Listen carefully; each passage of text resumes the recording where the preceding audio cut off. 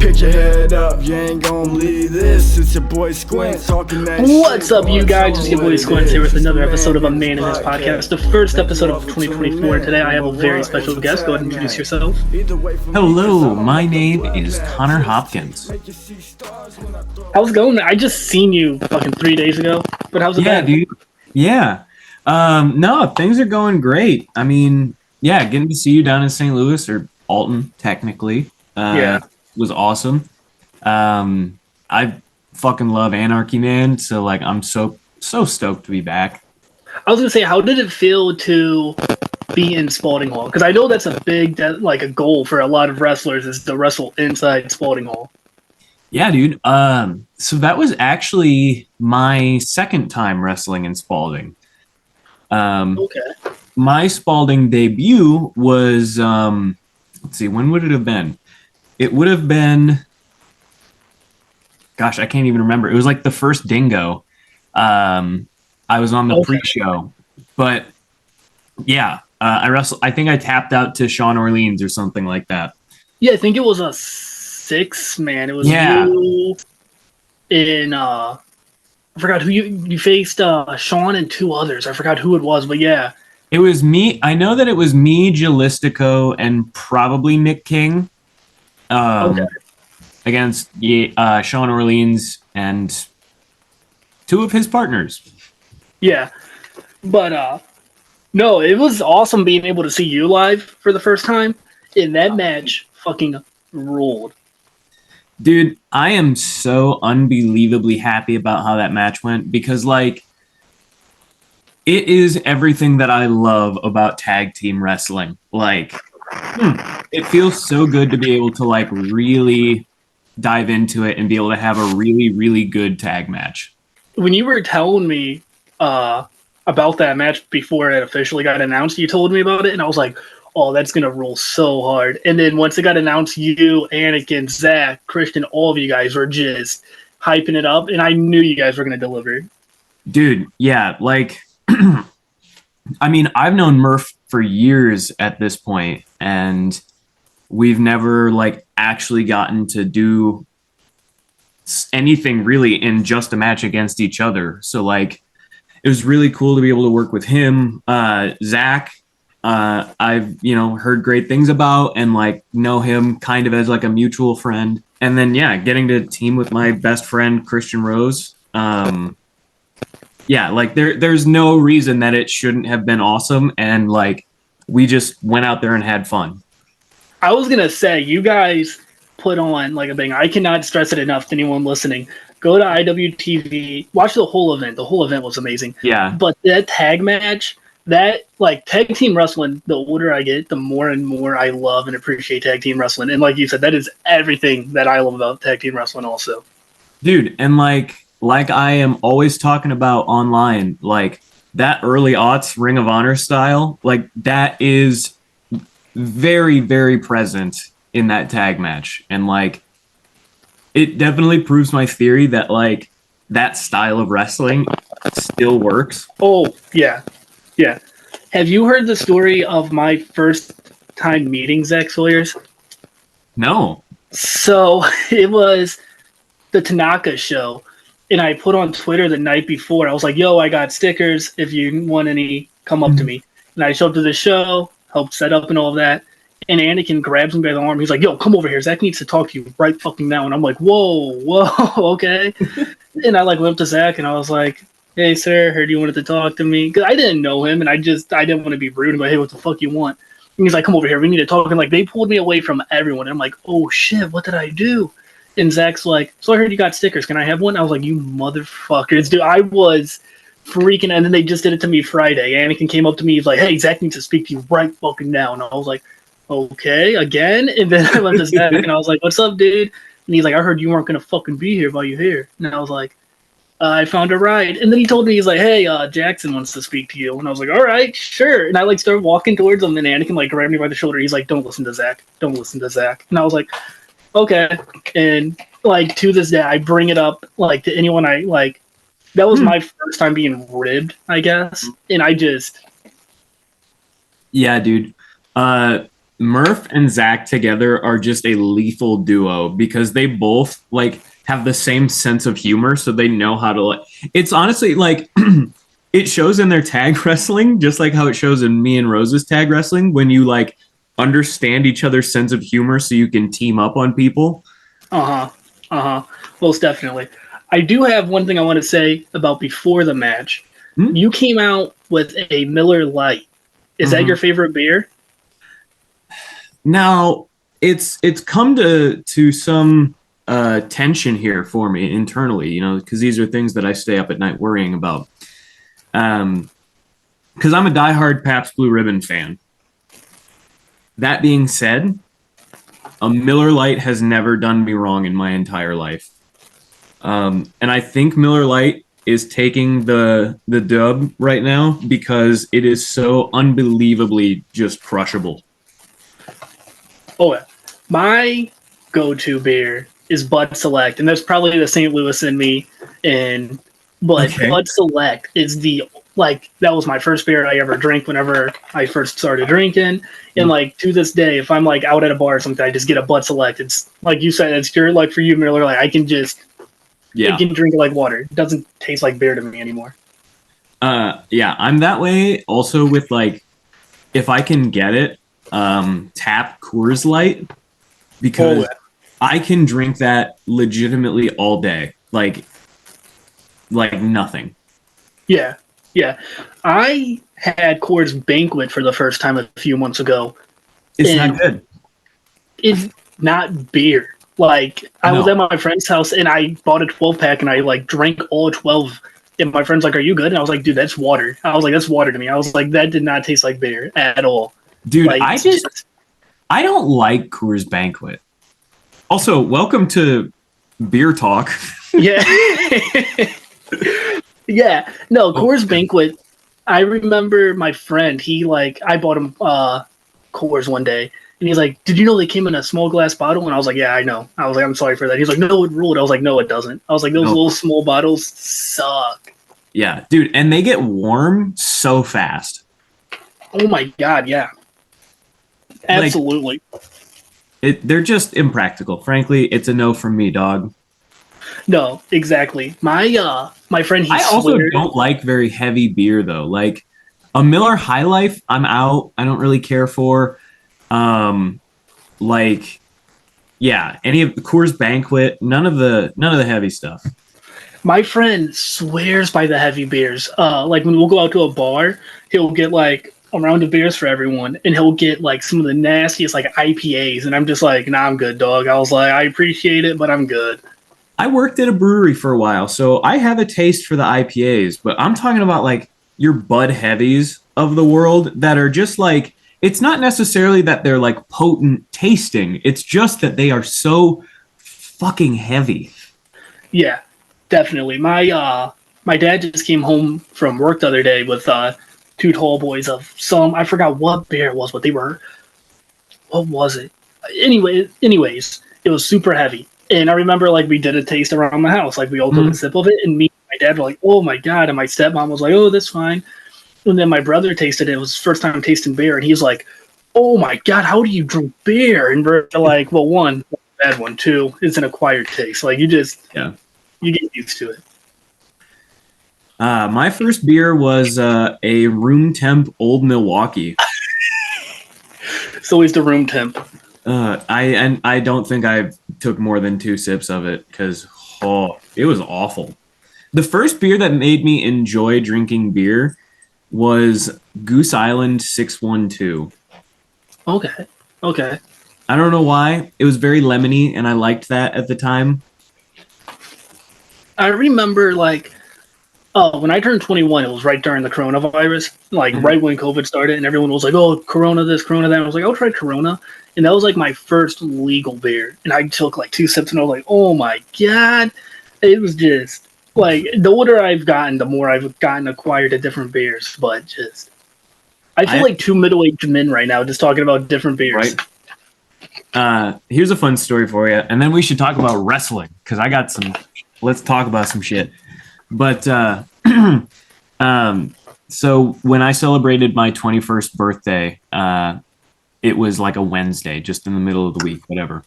And so we go into like my favorite bar at the time, where we would always go out on the weekends. And I had to like kayfabe that it was my 21st birthday because the weekend bartender was working. And so we all ordered drinks and they're like, what's the occasion? And we're just like, oh, we're just having a night out on a Wednesday. As we're ordering like shots and shit. Yeah, I was not planning on him bartending, but so that's how I turned 21 several times at that bar. That's funny you say that because the the liquor store down the road from me, I've been going there since I was like 17. And then, like I said, we had the masks during my 21st. I went in there and I was like, can I see your ID? And I was like, yeah. And he goes, oh my God, you're just now 21? I was like, hey, boss, it's fine. I was like, it's cool. I was like, I didn't tell no one. It was our secret. You're good. And he's like, oh my God. I was like, no, it's fine. I was like, don't worry. But he was freaking out. And I was like, you're good, dude. Damn, dude. You killed that town. But let's get into wrestling. When dude. did you first start watching wrestling? Like, what was your first memory of wrestling? So I like think about this all the time because I don't have a very like clear defined one. But I think I found the first episode of wrestling I ever watched, which was like some SmackDown from like 08 Okay. like 09 maybe. And like I remember it because it was like Jeff Hardy and The Undertaker in an Extreme Rules match. That's all I from it. So got into it then and like kind of fell out of it after a bit, you know, once I realized like, oh, it's fake, whatever. But like I also always kept up to date with it. So like, yeah, my first memories really of like being present for wrestling was like I remember watching TNA a lot growing up. And I remember watching the like Survivor Series Raw main event tag where it was like the Nuggets versus the Lakers or whatever. Yeah, that's a crazy story on how all that transpired. Oh, that is, as a kid, I thought it was just them supporting NBA, but the older I've gotten and read into it, I was like, oh my. True disaster witnessed. Oh yeah, like isn't that the match that Ken Kennedy injured Orton too, and it resulted in him getting fired? It was just a whole shit show. Oh yeah. Shit show. No, I didn't watch too much TNA because the one time I did watch TNA, it was when they did the Abyss had the 2x4, the baseball bat with nails in it. I forgot what he called her. Janice, but he like beat the shit out of RVD with it, and I was a little kid, and I was terrified. I thought I witnessed a murder, and I did not watch the next week. I was like, I don't want to see this. Yeah. Well, that actually did end up being a murder because I think that was RVD's like exit from the company. Oh, was that his write-off? I think so. I love TNA for that. They just murder people. Yeah. Besides Naomi, they gave her a send-off, but everyone else, you're getting hit by a car, kidnapped, murdered. Yeah, literally shoot murdered. So, what was the moment where you were like, "Oh shit, I want to be a wrestler. I want to do this."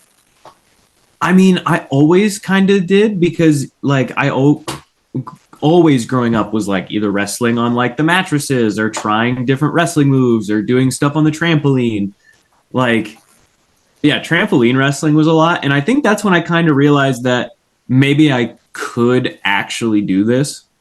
Yeah. Like, yeah, I was a 3-sport athlete, you know, like growing up and like was also in theater and stuff and just found like, I don't know. It was like a weird, like finding my calling almost on purpose, on accident. Yeah. Were you a backyarder at all? Did you ever do like true backyard wrestling with shows and stuff? We never ran shows. We always wanted to do tapings. So we would like film stuff. But mostly, honestly, it was just us like doing moves to each other. It was never like matches or anything. I have such a love for backyard wrestling. Every now and then I'll just get on YouTube and I'll just type in backyard wrestling. And some of the setups are so awesome, like actual rings. But then you get the ones where it's just like an old school wrestling mat on the ground and you have somebody jumping off a roof. And I'm just like, this is the shit I love. Trampoline wrestling and like backyard wrestling is how I came to hate El Fuego del Sol. Yeah, KBW. Yeah, dude, KBW. I used to watch that shit growing up. I hated him as Cage. I hated him when he started becoming a wrestler. And then he wrestled. I remember my tipping point into pure fury was he wrestled John Morrison for the first time. And John Morrison was like my dude growing up. So I was livid about it. I remember me and my brother. It was like appointment television for me and him. Like any weekend, I'd come over to my dad's house. We'd get on YouTube and we'd watch whatever their shows were called. And we watched a Rumble one time. But trampoline wrestling, I used to do it all the time with my brother. But my brother just brought it up because I was like, remember when we would do trampoline wrestling? He's like, yeah, you were horrible at it. And I was like, what do you mean? He's like, you always book yourself to win and you would never let me get over. And I was like, oh, yeah, sorry about it, kid. Jesus, politicking in trampoline wrestling. So you mentioned you're a fan of Ring of Honor and all that. You've shared the ring with Mike Bennett a few times. Mm-hmm. How cool is that for you to, like, for somebody that you grew up watching to be able to share a ring with? Yeah, I mean, you hit it right on the head. Like I've said in promos and interviews and stuff, like, yeah, Mike Bennett is partially the reason why I got into independent wrestling at all. You know, I found out about Ring of Honor through the Kingdom.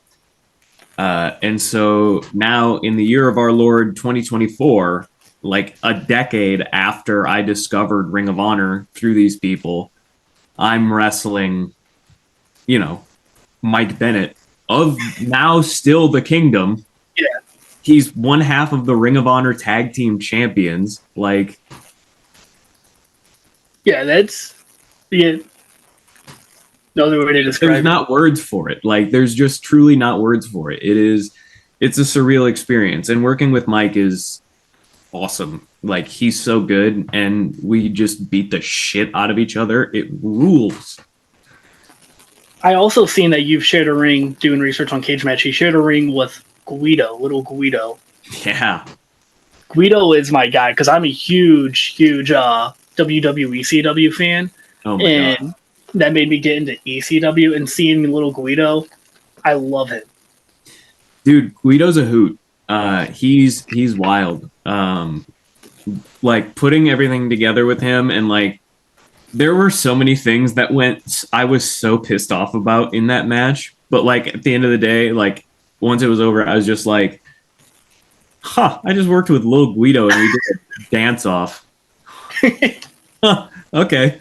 Yeah, no, he's great. Apparently Guido's rate is like, if you can like find him a bar that he can drink at until the next flight out, he'll just do that. So when I had Tony Mamaluke on, that's when that's the exact thing he told me. He's like, I hate being on shows with Guido because after the show, he just wants to go to the bar. He doesn't want to just go relax. And I'm like, yeah, fair enough. Dog, that's apparently his thing. He also can't work Thursdays because he has his real job too. I guess he's like a lawyer or something. If I was in court and I seen that whoever I was going up against, their lawyer was Guido, I'd be like, well, fuck, that's it. I'm just pleading guilty right here. Yeah. I have no chance. I'm eating the tamakaze and I'm going to sleep. Yeah. So is there anybody, not necessarily that's currently wrestling, is there anybody that is now retired that if you could face, who would it be? Ooh, okay. Well, I guess he's retired because he's dead, but Jimmy Rave would be a huge one for me. I mean, like, there's so much of his work that has completely influenced my work, especially as like a character. You know, I call myself the Crown Jewel because of Jimmy Rave. I do the embassy pose because of Jimmy Rave and Alex Shelley, but Jimmy Rave. Yeah, dude, like, watching him really helped me level up as a wrestler. And I fucking love Jimmy Rave, man. I wish I could have gotten to wrestle him. Is there anybody else that you've wrestled where, like the Guidos and the Mike Bennett's, where you were just, like, you're in the ring and you're like, holy shit, I'm like, you have to collect your thoughts real quick? the first time I worked with Eric Cannon was like that. He's so unbelievably good, you know, even still. And like, he is just a wealth of information. He is so smart about the business, and like just how to work, you know. Like, yeah, I don't know. That my first time working with Eric Cannon was also very much like that. Oh, most definitely. I just recently watched the Rumble, the Gold Rumble. I forgot the exact name of it that you won. Yes, good How as gold. good as gold, that was it. How was it being in a Rumble style match from the beginning to the end? Because you got in there pretty early. Yeah, I was in at number 3. And frankly, it was easier than I thought it was going to be. Like, I don't know. I kind of did my thing. I was out there, but because I also did bring a water bottle out with me, so I did take a drink break at one point. Because, hey, brother, I was guaranteed I was going long. I was going for it. But yeah, I don't know. Like it felt like 55 minutes. You know, it felt like that. But I thought by the end of it, I was going to be just completely destroyed. Yeah. So like held up in the short term very well, but yeah, immediately following, I was an absolute wreck. Oh, I can only imagine. Like, that's like one thing that I don't really think of when it comes to professional wrestling. But like the cardio that you have to be able to withstand, especially in a Rumble style match where you can be in there for, like you said, 55 minutes. Like, Yeah. Dude, and like I upped my cardio a bunch getting ready for the good as gold because like I just felt like I had to, you know. If you're gonna, again, yeah, cardio is important, but like, yeah, especially for those Rumble style matches, like you got to have good cardio. so was that your first Rumble styled match where there's like entrance rather than a battle royal? No, so I was actually number 3 last year in the Good as Gold Rumble as well, but was eliminated. I don't even know when. Yeah, last year's didn't go as well for me. So from number 3 and losing right away to number 3 and lasting the whole time and winning, it's good improvement. Yeah. What's the luck in pulling number 3 back-to-back years? I think the front office just doesn't care for me, and I think they want to try and make me suffer, but I am just too smart for them. It was an inside job. That's what it was. It was. It's a conspiracy. I'm a conspiracy victim. Did you watch the Rumble this past Saturday? I did not. No, I was on a show out in Iowa. Me and Christian Rose were. Okay. So we were just like completely off the grid about it all day. I was gonna say I seen Christian started tweeting about it at like 3 a.m. or so, and I was like, oh well, he's catching up on it. Okay. Yeah, I think when we got back, we got back about 3, and we watched the Women's Rumble. Yeah. And then went to bed because it was 3 a.m. Yeah, don't want to stay up all night. I'll catch myself doing that. I'll be watching a pay-per-view or an old pay-per-view or something. I'm just going to watch one match and go to bed. And then next thing you know, it's like 5 a.m. I'm like, well, shit, I just watched all of this pay-per-view. Yeah. Christian Rose actually sent me something to bring up to you. Okay. He said, ask him how excited he is to get bombed up and watch Dune. He's real big on getting me to watch Dune, and I just like, okay, I'm going to. The part I'm more excited about is he said that we were going to eat, quote, the big ones and sit down and succumb to whatever may happen. So I guess, yeah, I am very excited, Tom, to get bombed up and watch Dune. I thought it sounded familiar, but I was listening to the podcast a couple weeks ago where he ate one of the big ones. And then he said he got home and he watched Dune as he fell asleep. So I guess that's just his new thing to do, I guess. Yeah. That's his new hobby, is just getting bombed up and watching Dune. That and Face Off. I think he's seen Face Off at least 5.5, if not 6 times in the last month. I don't talk movies with him too much. The only interaction I had with him about a movie is I made a comment about the movie Casino, and I very infamously hate the movie Casino, and I guess that was his first time. I have my reasonings. I retweeted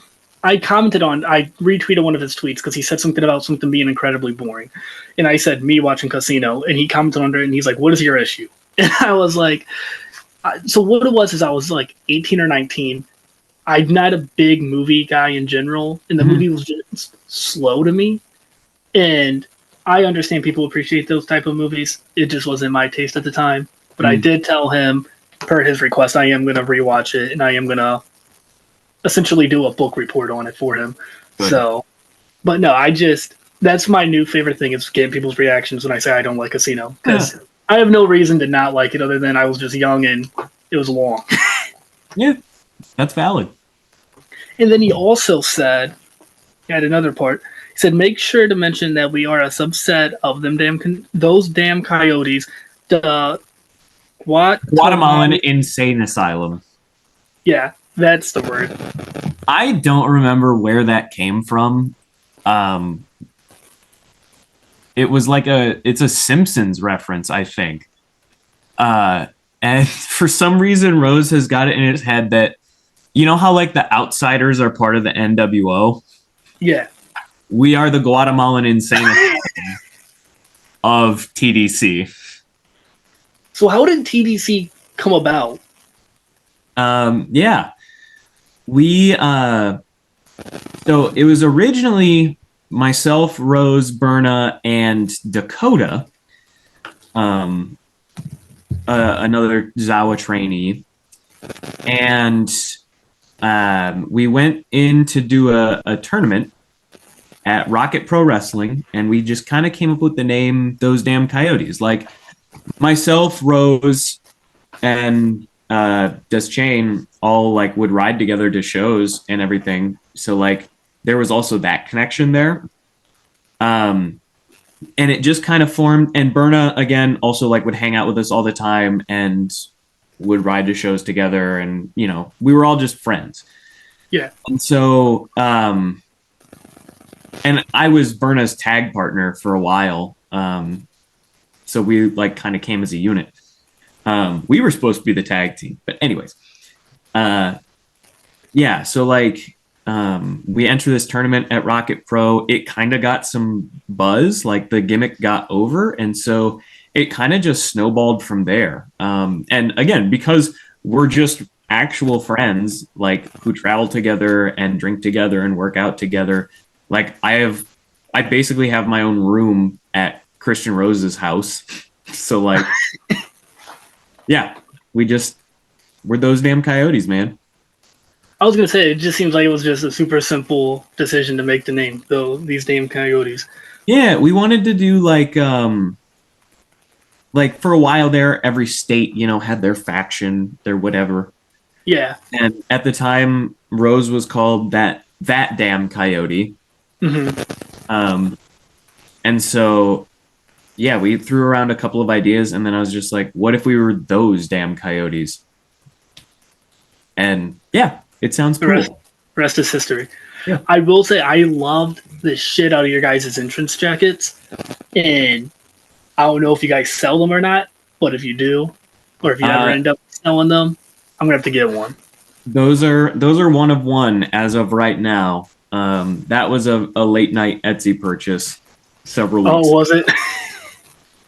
Yeah, no, those jackets, those were so I love entrance gear in general, and especially if you're wearing like a track jacket, like it reminds me of just mid 2000s independent wrestling, like that. And also Team Overkill, Matt Cage and Christian Rose, they had matching black and white track jackets as well, so kind of following in that lineage, that version 2.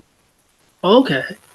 Is there, I know me and you've talked about it off the air, about certain tag teams that you want to face. Who are like your top 3 tag teams that you want to face with Rose? Ooh, that's a really good question. I mean, I guess since Fitchett is back, like besties have to be on that list. Hmm. As far as like a dream match, if we could get me and Rose versus the Machine Guns, I think that there could be some good business done there.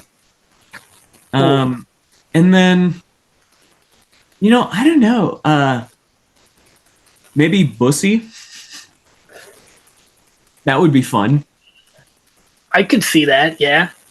I think Rose would have more fun than he thinks he probably would, but yeah, I think Bussy would be a good one.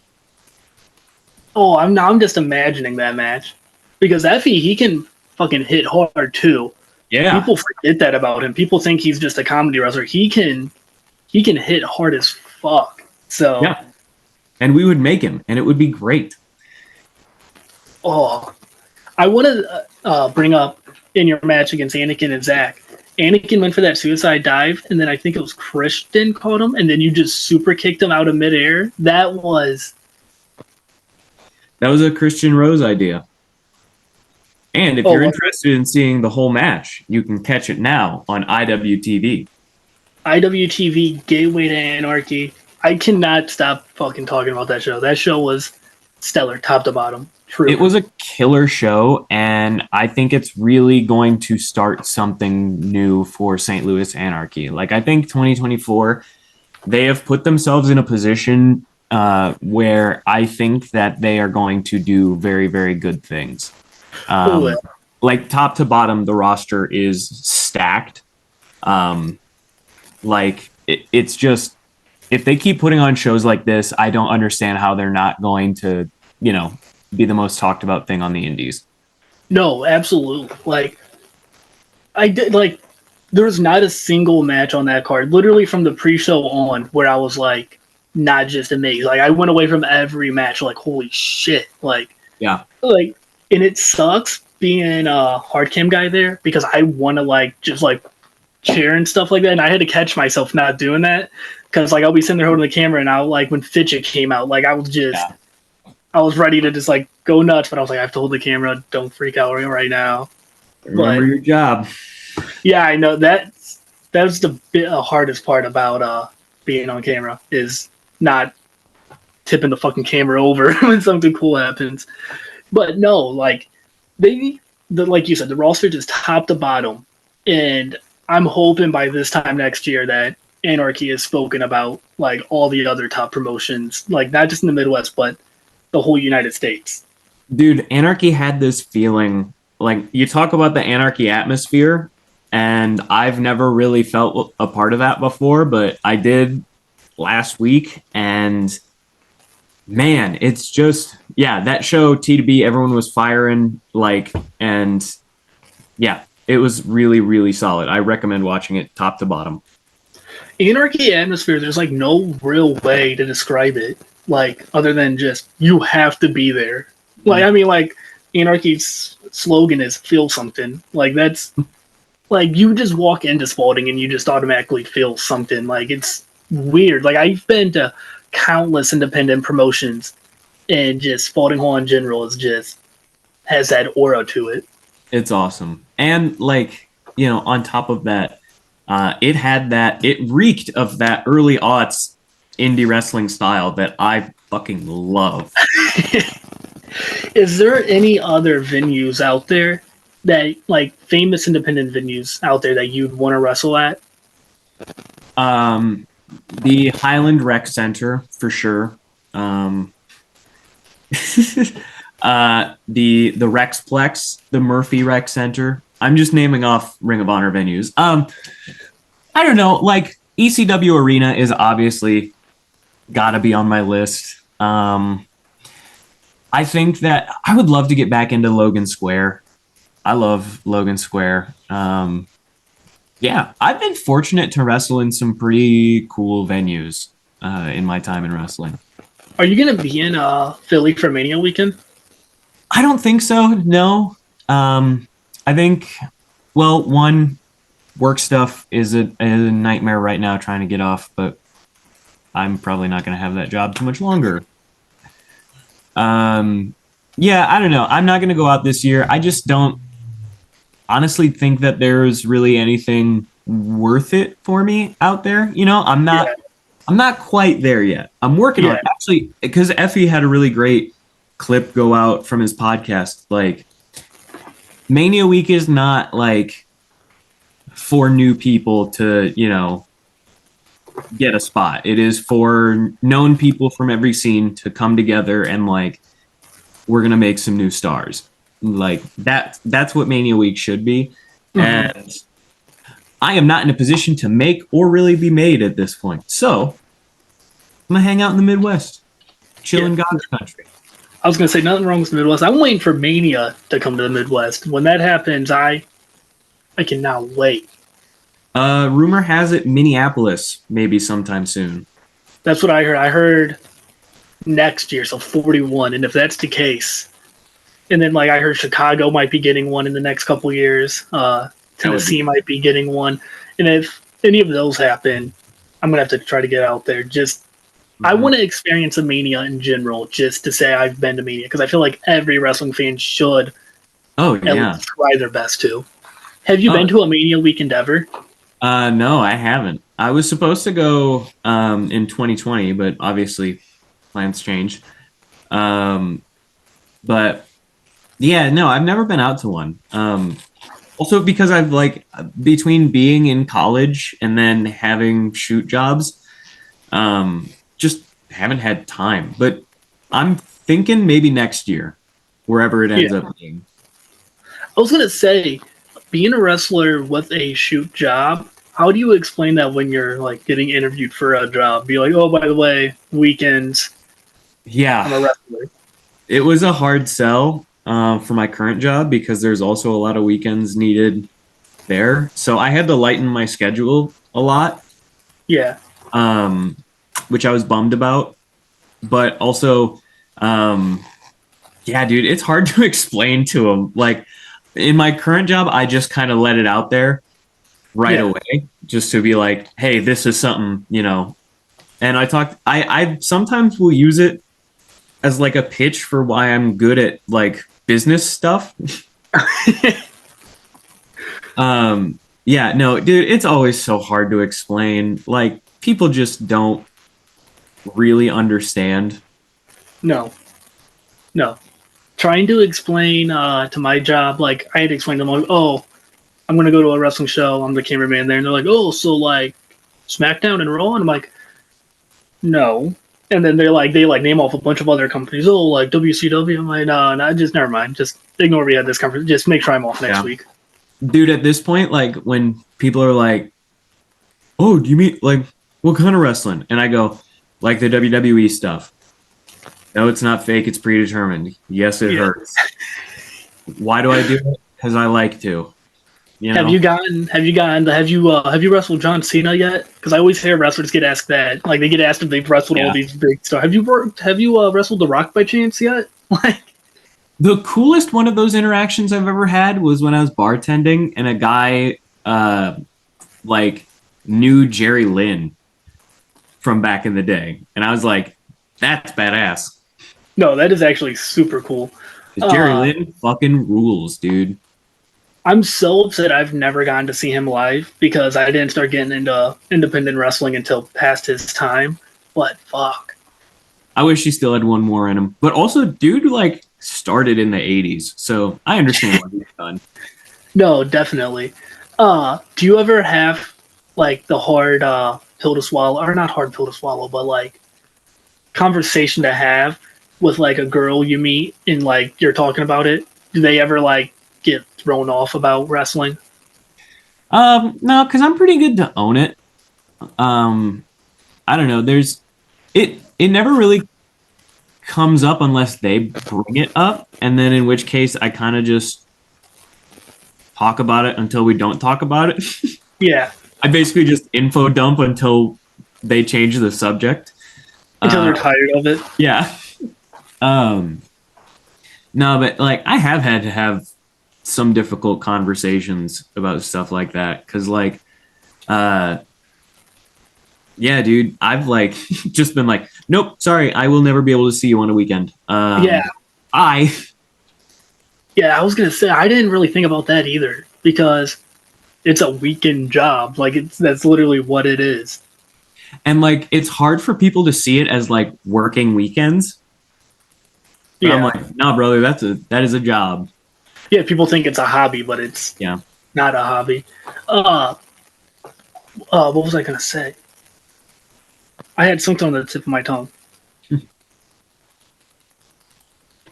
Son of a bitch. Anyways, new question. Do you remember your first independent show that you attended?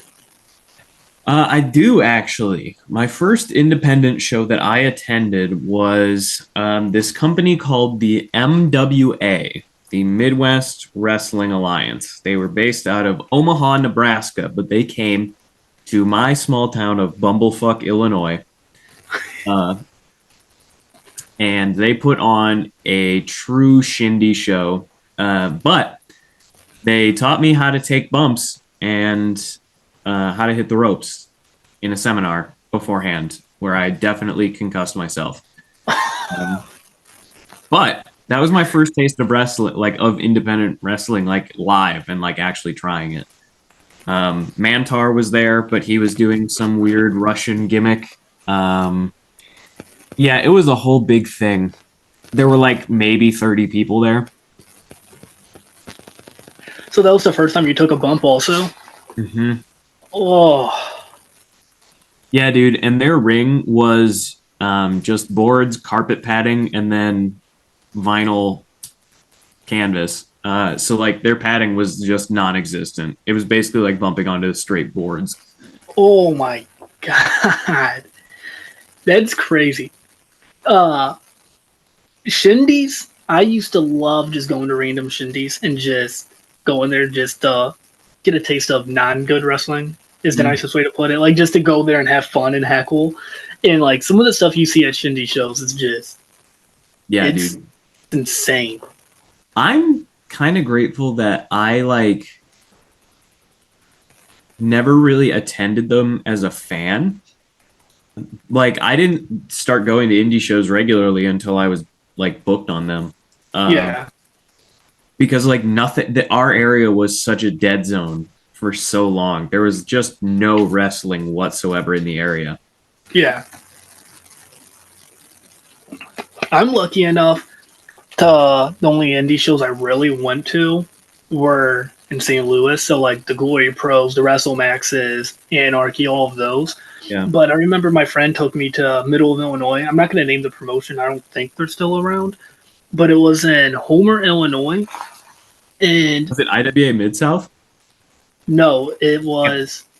I know they're not around anymore. I'll just UWC, United Yeah. Wrestling Yeah. Coalition, or something like that. Yeah. My friend was on the show, and he was like, "Hey, boys, you want to go to a show with us?" And we're like, "Yeah, sure." And I knew what I was like signing up for, but my friends were expecting like something fantastic. And after the Mhm. show, my friends, we were just all leaving. They're like, "What the fuck was that?" And I was like, "That was awesome." I was like, "You guys probably didn't like it, but this shit ruled." It was a sick venue. I don't know if the venue they did, but I forgot where it was, like what the venue name was. But it was like I think Rob Leach told me it was an old like opera hall, and it Hmm. was so sick. The locker room was like upstairs, so like the Uh, wrestlers had to like walk down the stairs and then to the entranceway. But it was such a sick venue. I wrestled at a place recently for Madhouse Wrestling, which is if you haven't checked out Madhouse, you should definitely look into their stuff because they're putting on some pretty great shows. But like Madhouse ran a show in Rochester, Minnesota at this place called the Chateau Theater, which is this big theater. It looks like a castle on the inside. It's maybe my favorite venue I've wrestled in a very long time. Did you post it on Twitter? I did, yeah. Yeah, I know that venue looked insane on the inside. It was dope. It It was so loud in there. oh, I can only imagine, especially because you said it was a theater, right? Hmm? Oh, have you seen West Coast Pro? They used to do a venue like when they first started popping off on IWTV, but they had a venue and it looked like they had like a village in the back, like on the walls. That was a sick venue. Oh, What's the craziest venue you've wrestled in though, or wrestled at? I'll give you two ends of the spectrum for crazy. On one end, I wrestled in First Ave in Minneapolis, which was just the crazy. It was, you talk about surreal experiences. I got to wrestle in First Ave for First Wrestling. It's where Prince became famous. Every band you've ever heard of has played there. Like, it's a super famous music venue, and I'm a huge music guy, so like that was just surreal, crazy, awesome. And then as for like true batshit insane places that I've wrestled, there's many. I think one of them is, I mean, like, you have your like bar parking lots, and those are crazy or whatever. But like, there was one time I did a taping in an abandoned school, I guess, technically. I think it was being remodeled, but like there was no power in the building. And this was in the middle of January. So like, it was free, like you could see your breath as you were wrestling. It was so goddamn insane. That is, like, I can't imagine wrestling with no power, like being at a show with no power. They had like generator lights, Yeah. yeah, like rigged up because they had no, again, like almost, or no, some of the rooms had lights, but it was only like power in certain parts of the building and no heat. So, do you guys have access to like the whole school? No, it's like, it was in complete disrepair. That's crazy. That sounds badass, actually. Oh, it sucked, dude. It was like an 8-hour wrestling day. Like, we taped. Yeah, dude, it was terrible. Never mind then. 8 hours? Dude, it was like we showed up at 9 a.m. and left at 5 p.m. My God. What's the most matches you've wrestled in one day? Oh God, I don't even know. I think I did 4 in a day one time. On like some festival show or fair show or something. But yeah, no, I don't know. I'm gonna say 4. I would have to look. I never understood the people like Mike Bailey last year on Mania weekend, where he wrestled I think he wrestled something like 15 matches in 2 days or 3 days, and I'm like, I don't know how he does it. Mike Bailey is one of the nicest people ever, but also one of the craziest people ever when it comes to that type of stuff. Like, but I mean, like, he wasn't able to wrestle here for 4 years, I think it was. So he's just living the best that he can right now. Oh yeah. And then the last thing that I ask all my guests is if you had any piece of advice, it doesn't have to be related to wrestling, just any piece of advice in general, what would it be?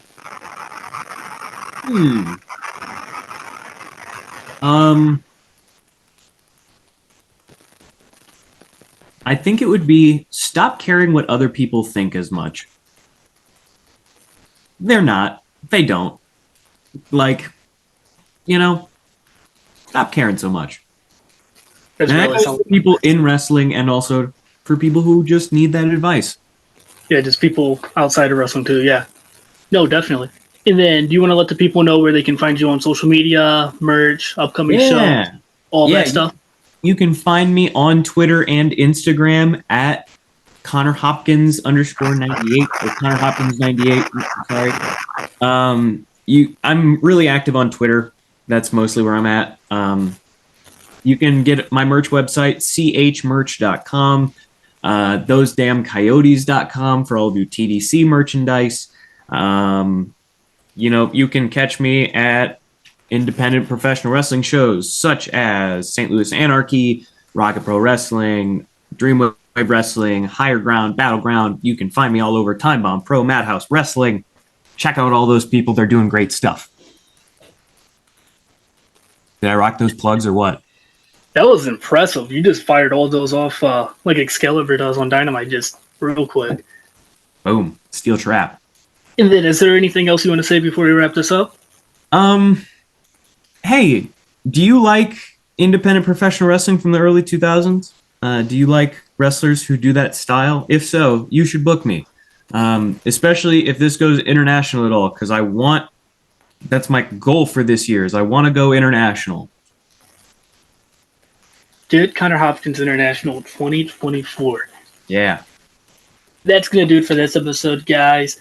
Thank you for listening. You can leave a thumbs up or a thumbs down, 1 star or 5 stars. Leave a comment, like, subscribe, all that fun shit. Peace. Peace.